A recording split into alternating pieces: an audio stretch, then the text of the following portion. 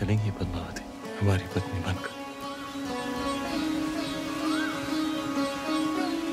গতকালই জানা গেছে হলিউড ওয়াক অফ ফেমে জায়গা পাচ্ছেন দীপিকা পাড়ুকোন। 2026 সালে হলিউড ওয়াক অফ ফেমে নির্বাচিত হয়েছেন এই বলিউড অভিনেত্রী। ভারতীয় গণমাধ্যম হিন্দুস্তান টাইমসের এক প্রতিবেদনে জানিয়েছে তারকারা ওয়াক অফ ফেমে জায়গা কিনতে পারেন। প্রতি বছর একটি নির্বাচন প্যানেল নির্বাচিত করে তাদের রাখা হবে এই তালিকায়। এরপর তারকাদের অর্থ ব্যয় করতে হবে তাদের কাঙ্ক্ষিত স্থান রাখার জন্য।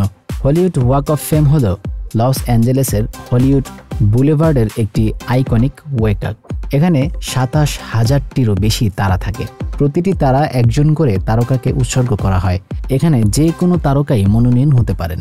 এর কোনো আনুষ্ঠানিক মানদণ্ড নেই, তবে ওয়াক অফ ফেমে তারকাদের জন্য একটি বড় সম্মান হিসেবে মনে করা হয়। 2026 সালে ওয়াক অফ ফেম হিসেবে ক্লাসে Emily Blunt, Timothée Chalamet, Marion Cotillard, Stanley Tucci, Rami Malek, Rachel McAdams, Demi Moore, Chris Columbus, Tony Stock, Greg Daniels, Sarah Michelle লেগার এবং দীপিকা পাড়ুকোনদের নাম অন্তর্ভুক্ত করা হয়েছে। Hollywood Chamber of Commerce Hollywood Walk of Fame পরিচালনাকারী একটি সংস্থা। প্রতি বছর 200 থেকে 300 তারকা মনোনয়ন পায়। এরপর সংস্থার পক্ষ থেকে নিযুক্ত একটা নির্বাচন প্যানেল প্রতি বছর বেশ কয়েকজনকে এই তালিকায় অন্তর্ভুক্ত করে।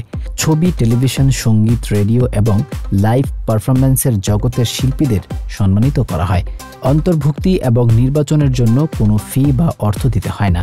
এটা হলিউড চেম্বার অব কমার্সের নির্বাচন প্যানেল সিদ্ধান্ত নেয়। তবে যাকে নির্বাচন করা হবে তাকে $85,000 অর্থাৎ প্রায় 1 কোটি টাকা স্পন্সরশিপ ফি দিতে হয়।